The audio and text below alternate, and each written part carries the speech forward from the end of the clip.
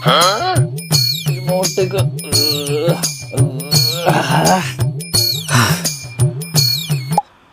බබා ඇයි යන්නේ කෑ ගහන්නේ මොකද? අපි අදරයට කඩෙන් කමු. හා අපි කොහෙන්ද කන්නේ? ඔයා නිතින් දන්නේ. ඔයා හොඳ තැනක් බලන්න. මං එහෙනම් හොඳ රෙස්ටොරන්ට් එකක් බලවට කියන්නම්කෝ. බබා මේ රිමෝට් එක තරන් දීගෙන යන්නකෝ.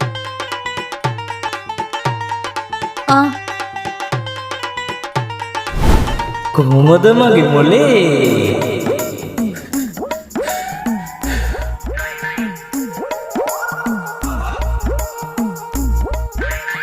බබා පොඩ්ඩක් එන්නකෝ ඉක්මනට එන්න. ඇයි යන්නේ සැලරිවත් ඇවිල්ලාද? මොන සැලරිදානේ? මෙන්න මෙතනින් ඇවිල්ලා පොඩ්ඩක් වාඩි වෙන්නකෝ. ඇයි යන්නේ?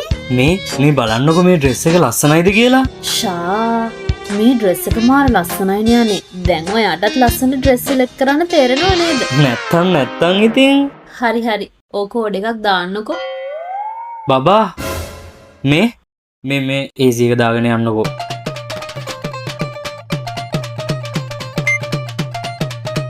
මේ ඔය දොරත් වහගෙන යන්න. කොහොමද මගේ මොලේ? අප්පා වතුර තිබායිනේ. මොකද කරන්නේ? දෙන්න වඩ. ඇයි මොකද මේ? ඇයි මේ?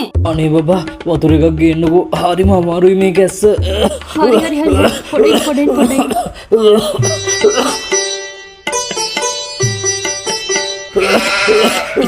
ඉක්මනට බොන්න.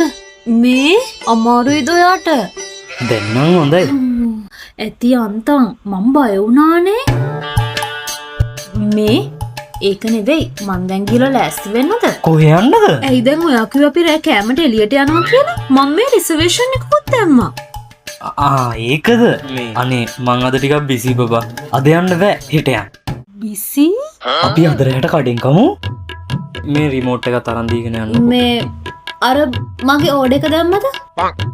මොන ඕඩරේද? ඇයි දැන් ඔයා ඉස්සෙල්ලා මට මේ ගවුමක් පෙන්නුවේ?